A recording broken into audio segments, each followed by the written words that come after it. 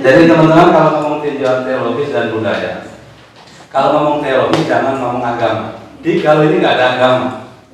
Hindu Buddha itu maksudnya belah sini lah. Zaman Purnawarman tadi belah situ. Di sini tidak ada agama. Di sini ada aliran semacam keyakinan ya saudara. Sang Hyang itu keyakinan bahwa Allah itu satu. Makanya orang Sunda diajak Kristen susah. Kalau ngomong agama Pak Kristen susah. Belanda itu nyerah sampai dikirim itu Abdul Ghaffar ya. Bukan agamanya. Bahwa spirit Sang Hyang adalah kembali kepada Allah yang satu. Dan kalau ngomong Galuh itu kayak universitas Pak Darang. Anda pasti bingung falaknya orang Galuh seperti kata ilmu falaknya. Saya pelajari sampai cara nanam itu jam berapa, detik berapa itu ada hitungannya.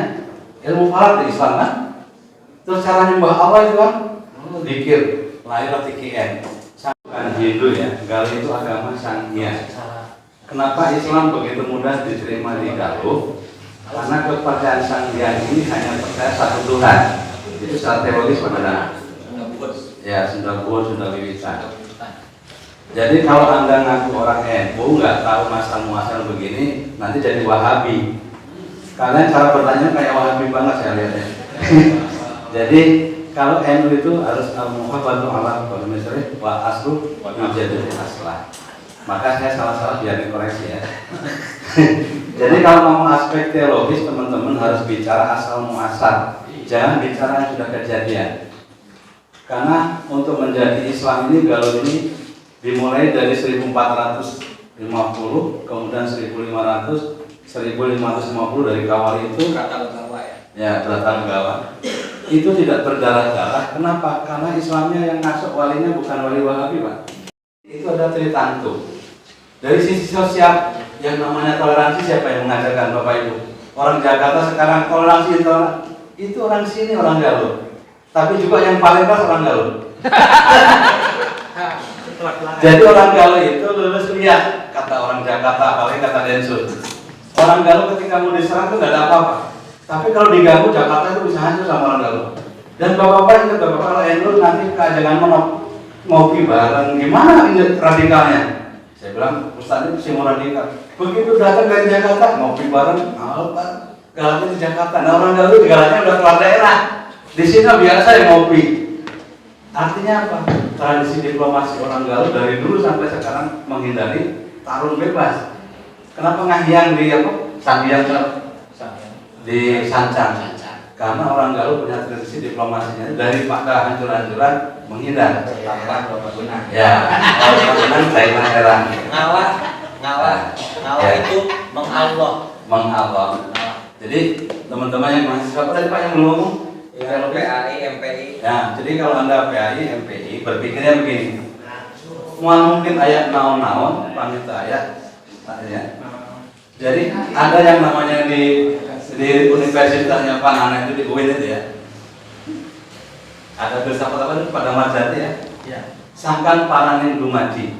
Ayat Galuh itu pasti pemikirannya itu panjang. Waktu itu berpikir bagaimana mendirikan kerajaan tidak dipengaruhi taruman negara. Dia menciptakan kerajaan yang anti peperangan. Itu berkendali semangatnya itu. Nah di Arab sana hidupnya Nabi Muhammad. Berkata dari umur 24 bikin kerajaan Galuh. Kemudian di tanah Arab Nabi Muhammad umur 40 diangkat sebagai Rasul. Dan anehnya ada pertukaran sahabat ke sini. Ya Pak Rene. Ini kan luar biasa ya. Berarti apa? Rasul itu udah mantau ke sini tuh. Ini kayaknya ada keturunan model Pak Nana, Pak Dang gitu. Rasul udah tahu itu secara firasat seperti itu. Sehingga ada pertukaran zaman sahabat ke sini. Ini pasti bukan tiba-tiba.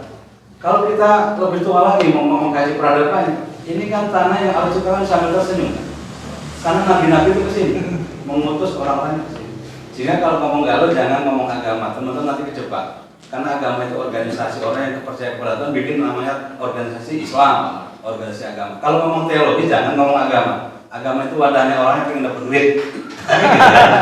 Ya kalau nggak mau percaya nggak dapat duit. Kalau sekarang kalau proposal sudah jelas organisasinya apa kan gitu. Kalau kita ngomong Galuh harus ngomong spirit, harus ngomong jiwa. Kalau ngomong ini pasti nggak ketemu. Nanya anggaran ngapain? Itu DPR urusannya. Itu yang KTN Pak ya? Ya. Yang KTN. Oke. Jadi kita kembali. Saya bantu Pak Dadang yang teologis dan budaya. Kemudian saya mendalami budaya ini bukan setahun 2 tahun. Begitu saya jadi mu'alaf di sini, Ala kata Jogja sih. Kejawen sekali ya, mohon maaf. Saya mempelajari filsafat kejawen itu hampir mirip dengan Galuh. Kenapa orang kejawen akur sama Sunda Wiwitan? Saya juga malah. Oh iya.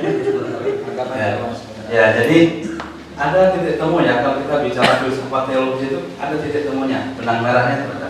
Jadi perubahan nama ini anggaplah kalau secara yuridis tadi itu hanya proses politik.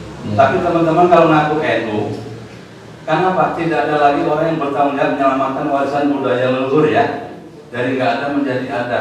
Dan teman-teman ingat ya, itu makam wali warisan yang saya kumpulkan itu lewat media, masuk ke media, itu yang merusak teman-teman kita yang sebelah ngaji di Madinah.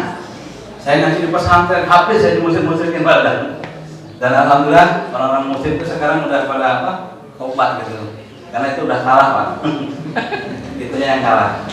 Jadi saya kira begini, kita ngomong NU itu ngomong cara berpikir dan cara merespon sesuatu. Yang disebut budaya dan peradaban itu cara kita merespon, bukan cara kita mengenai. Contoh gini, oh Galuh dulunya sangian, salah aja Anda merespon, Anda kehilangan etikanya, kehilangan berbudaya hilang, adatnya hilang. Jadi kalau berbicara Galuh, kalau secara teologi dan budaya, jiwanya itu Islam, tapi budayanya kita sesuaikan dengan kekayaan lokal Galuh. Contoh gini, jago kalau ada yang bisa menerjemahkan bagaimana sih saling menghormati, bagaimana sabar, syukur. Orang Jawa nggak bisa, ya Mas. Coba, yang bisa membahasakan syukur, sabar itu hanya bahasa Sunda. Dan luar biasa bahasa Sunda itu ada levelnya. Level benci ada levelnya. Ada levelnya. Saya pelajari semua ilmu itu. Hanya ini makanya Rasul memilih Galuh itu. Bahasa-bahasa semua setelah saya pelajari itu menerjemahkan ayat Al-Quran, ya, mohon maaf ya bahasa Arab itu kurang. Jadi ada titik temu antara bahasa Arab dan Galuh, makanya agak mirip-mirip kan. Mereka yang mendalami bahasa Arab kalau nggak ke Galuh pada dan pasti dia kehilangan arah. Ibaratnya ke Madinah tidak ke Mekah seperti itu.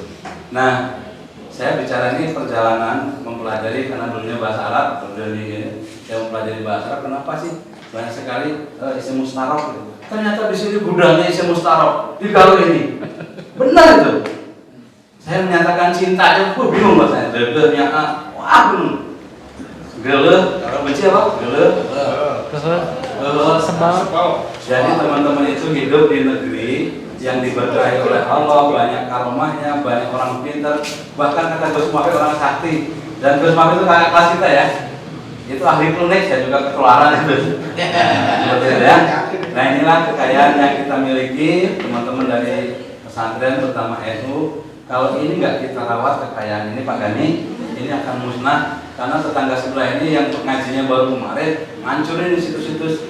Alhamdulillah sejak ada undang-undang pemajuan budaya, sekarang mereka nggak berani ngencingin makam wali. Dan ulama NU itu merujuk Islam abad 9.